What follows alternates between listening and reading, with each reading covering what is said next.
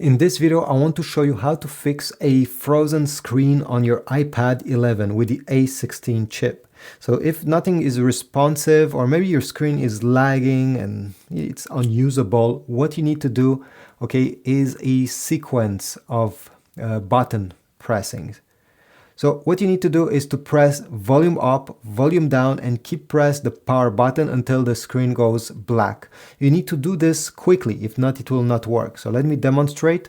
Volume up, volume down, and I keep press the power button until the screen goes black. No matter what it's showing, don't care about that. Just wait like that with the power button pressed.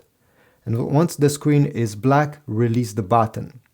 Now wait 5 seconds. And after 5 seconds, keep press the power button until you see the Apple logo appearing on the display. Then release the power button and wait. The iPad is currently booting up. It takes around 17 seconds.